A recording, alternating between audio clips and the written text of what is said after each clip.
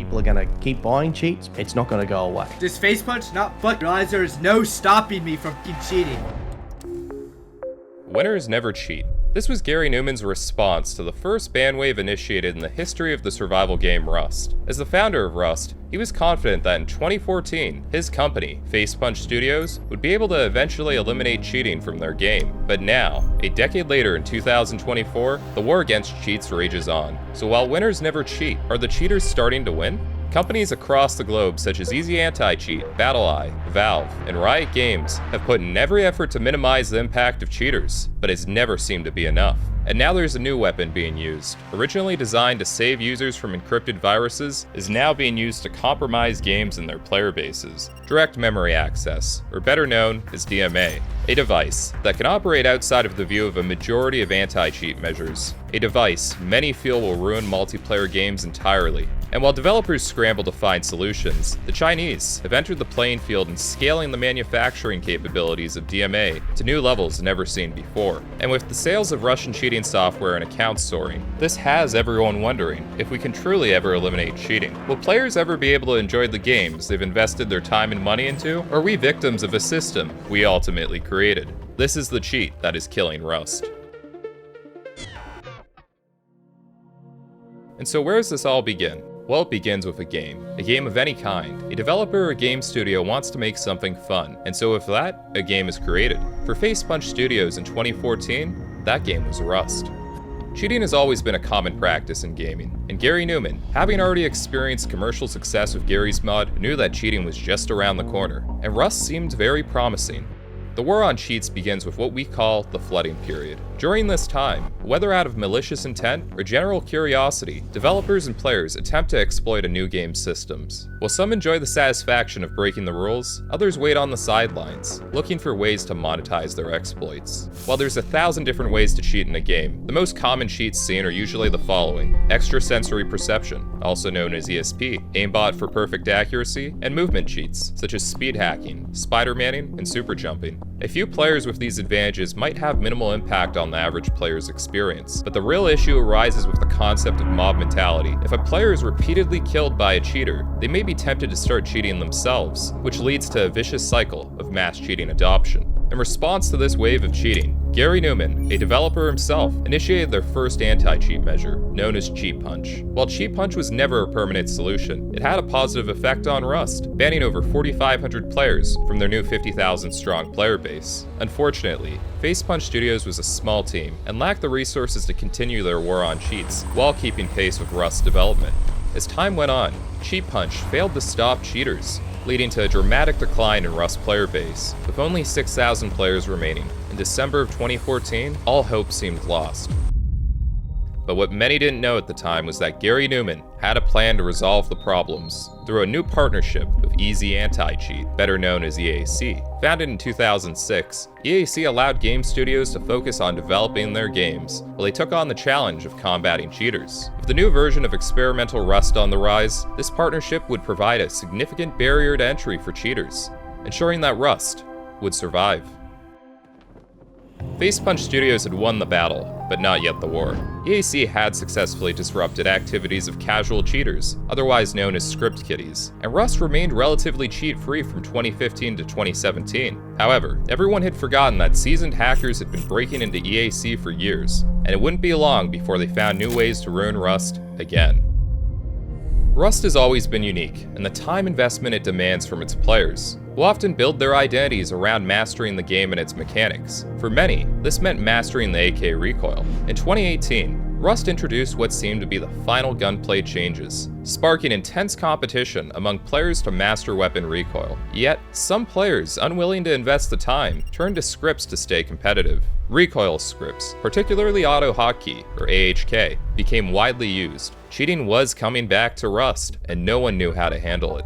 To make matters worse, Facepunch took years to officially define whether scripting was actually considered cheating, which had left the doors open for players to decide if they were willing to take the potential risk for such an advantage. When the first ban wave targeting AHK scripts were implemented by EAC, many innocent players using guitar scripts to play music were caught in the crossfire. This led to EAC reversing these bans to avoid penalizing regular players. Scripting turned out to be a much tougher issue to tackle than many had anticipated. Today, this practice is known as legit cheating, where players use scripts to gain a competitive edge, while avoiding more obvious cheats to reduce the risk of getting caught. As issues spiraled out of control into 2019, with many top players and clans scripting to unprecedented levels, a Taiwanese company saw a huge opportunity in the chaos. A4 Tech, an electronics company that expanded to the United States in 2015, gained a significant edge over other mouse companies with their product, the Bloody Mouse. Widely regarded as the best device for scripting in Rust, it quickly became popular among players. As 2019 drew to a close, Facepunch Studios announced a ban on the Bloody Mouse, followed by multiple bans targeting scripters. But it was already too late. Scripting had become so widespread that players who were known for their skills didn't want to lose their reputation or titles and continued to cheat until they were banned. While EAC and Rust had tried their best to resolve the issue, another game studio was developing a new anti-cheat system, which they believed could end the problem once and for all. In 2021, Riot Games released Valorant. Praised for its unique competitive matchmaking, the game also drew attention for its unprecedented anti-cheat system, Vanguard. Known as the most invasive anti-cheat software on the market, Vanguard effectively eliminated cheating for a short period. While software cheats seemed to be under control, hardware cheats emerged as the new threat. It was time for a device called DMA to serve a new purpose. But before we continue, ad time. Imagine a cheat-free experience in Rust. Will that ever be possible? Will we ever not worry about aimbot? Will there ever be a time when closeted cheaters are simply blocked out? Good fucking mistakes, man. If you're seeking a server that prioritizes fairness and fights cheaters head-on, look no further than Vanity Rust Servers. Vanity Rust Servers offers a unique experience by requiring all users to link their Discord account to their Steam before connecting via their website. This extra step creates a barrier for cheaters and allows admins to swiftly detect and remove them from the community. Enjoy the latest server features of a 1.5 times component-based loot system, a unique blueprint progression by removing the tech tree and bringing back experiments, and a new monument housing the drone marketplace at both ends of the map. Join a community where skill and strategy are valued. Please check out our Discord at discord.gg/vanity or our website, vanity.gg. Experience Rust the way it was meant to be played. Join Vanity Rust Servers today.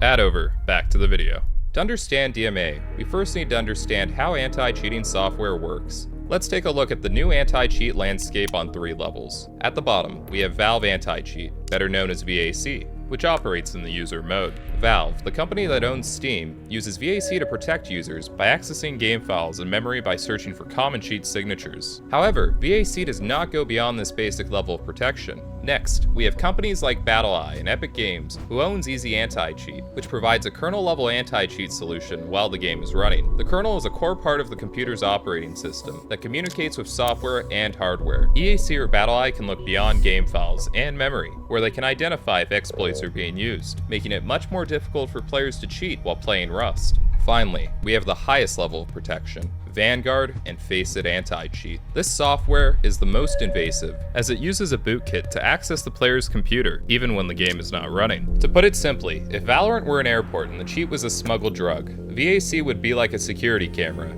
EAC and BattleEye like metal detectors, and Faceit and Vanguard similar to guards doing a full bag check with a narcotics dog. While these measures make cheating harder, it's always still possible. Now let's focus on what cheating in Rust looks like. As you are roaming, raiding, or building a base, Rust is reading and writing to your PC's memory, which is commonly known as your RAM. This happens in what we will call the user space. Under the user level, there is the kernel space, where EAC operates to protect Rust. For most cheat applications to work, it needs to communicate with the driver and find a bypass or a weak point in the EAC software. The bypass serves as an entry point for the cheat application to run. In the case of the Vanguard anti-cheat for Valorant, the program both monitors the user mode and kernel space, similar to EAC. The big difference, however, is Vanguard will do that whether the game is running or not, making it extremely invasive for any cheating software. And while this may seem like the most effective system, and it was for a short time, something no anti-cheat company can fully control is hardware. Direct memory access, or DMA, is a technique that allows hardware components in computer systems to access system memory independently of the CPU. Think of a DMA device like plugging in a graphics card into your motherboard. While a graphics card handles rendering images, a DMA device can be used for more specialized tasks.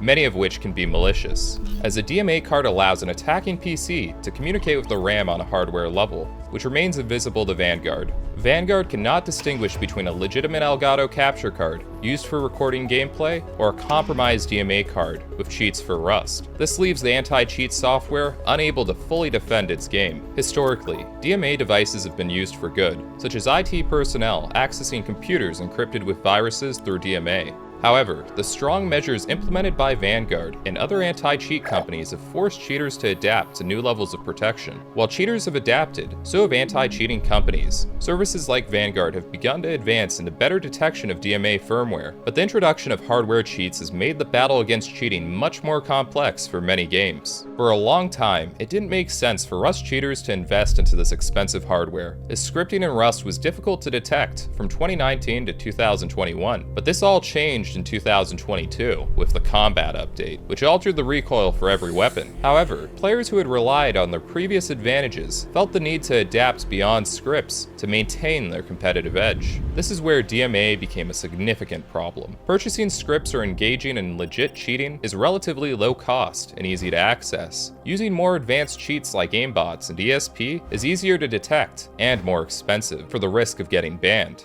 However, with the aid of Chinese manufacturing, DMA devices have become more affordable than ever. Previously, these devices were homemade, costing over $1,000 and requiring significant hardware expertise. But with the high demand now, manufacturing capabilities have been scaled up, making it ideal for Chinese suppliers, who already dominate the electronics market, to produce these devices at a fraction of the original cost. Now, DMA is much more accessible, so much in fact, you've probably been to a store that sells this device.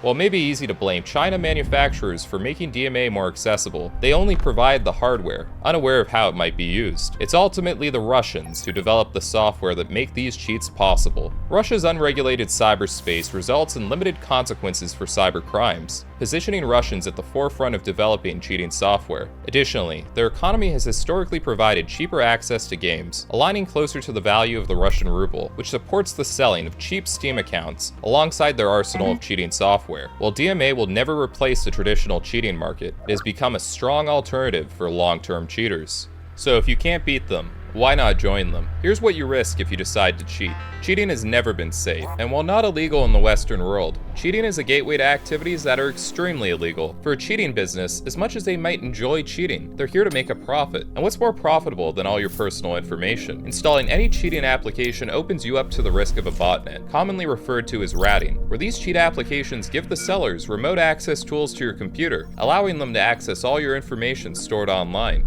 And while it may seem safer to cheat with a DMA device, these devices can also be compromised with harmful firmware. Does it really make sense purchasing expensive equipment and paying monthly subscriptions for cheating when you're putting everything at risk? In 2023, several popular Rust cheat sites were infiltrated by a gray hat hacker who uncovered disturbing details about how these sites were using their customers' information. Toolcub, a recognized developer in the cheating industry, shared his insights on the dangers of buying cheats. These cheat providers, they don't use real encryption, they use obfuscation. So we was able to do a MySQL injection directly into this guy's database. I done like a huge deep dive and found the source code he was using and what he edited. So I sent it all to Alistair. So we found out that you could just use any user and any password as long as the hardware ID that he was looking for was correct. The thing we found with this guy is after we got into his database, he was recording people's screens and taking screenshots as well. I have to give Tagnite, which is the ex-admin of Unknown Cheats, I have to give him some credit because he's the one who pointed me to the vectors that were working because I was struggling. I gave Alistair his own login and stuff so he could log in or send it to EAC. I'd say 99% of these cheat developers don't know what the fuck they're doing, number one. Number two, they're buying off of a real developer and reselling it. What the developer does is he puts a little rat in. The developer knows the other guy's going to do this and the other guy just puts another rat in. So there's two rats. The more users you get onto your botnet, the more power you have to attack with. If you're going to use like distributed denial of service attacks, the ability to, dump a bunch of user data that could be sold onto either companies, these Indian tech support scammers and shit like that. They buy a lot. If you're generally just downloading published stuff from real authors, you won't have a problem whatsoever. If so much damage is being caused to companies, players, and even cheaters themselves, why haven't we found a solution? The challenge lies in the fact that anti-cheat development isn't taught in schools. Ironically, many current anti-cheat developers started as cheat developers. With no clear career path, recruiting skilled anti-cheat developers is difficult and very expensive.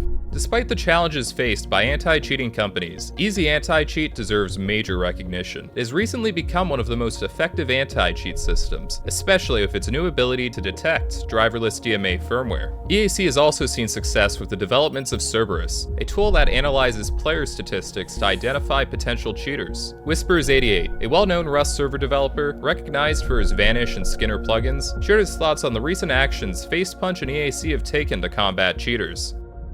There's no guidebook when it comes to how to deal with cheaters or hackers in Rust. Some of the noticeable changes, Facepunch did change the way that they compile the game assembly. So with IL2 CPP, it's made it a little bit harder for us devs to understand what's going on with the client code, but it's also removed the way of just being able to sort of almost drag and drop a text file into Rust and then be able to use it for cheats. Rust definitely has a younger community that can be taken advantage of. So it's good to see Facepunch starting to take down some of the media that does glorify cheats. Admins have a bit of a responsibility to reduce the amount of media attention that they are giving to cheaters in their communities. And this also means not using cheaters for YouTube content and such. Past few updates more recently been potential new solutions, dynamic offsets, the changing of how player IDs are networked. With a bit more time, we'll start to understand if the solutions are effective. Right now, AI has come a bit of a buzzword, and there's definitely some developers and modders working on AI solutions at the moment, but I wouldn't be surprised if EAC have started working on AI-based solutions as well.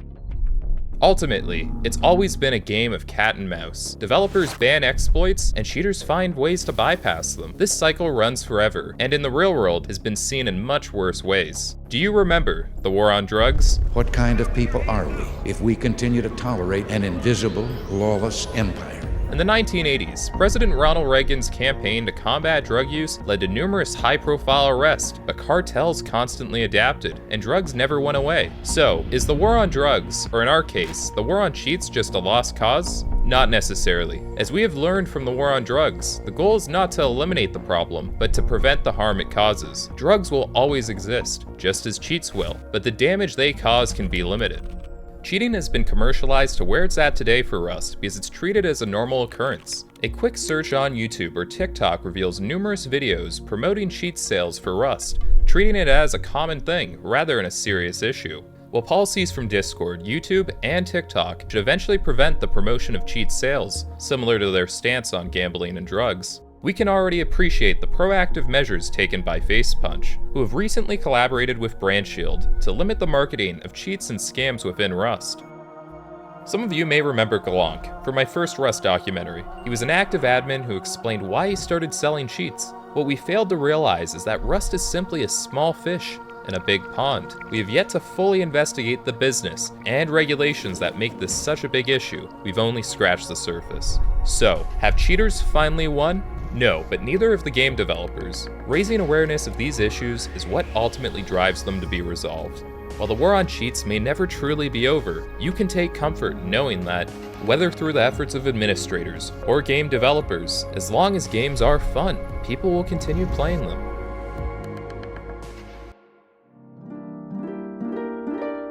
Hey guys, thanks for watching. If you enjoyed this video, please consider unsubscribing.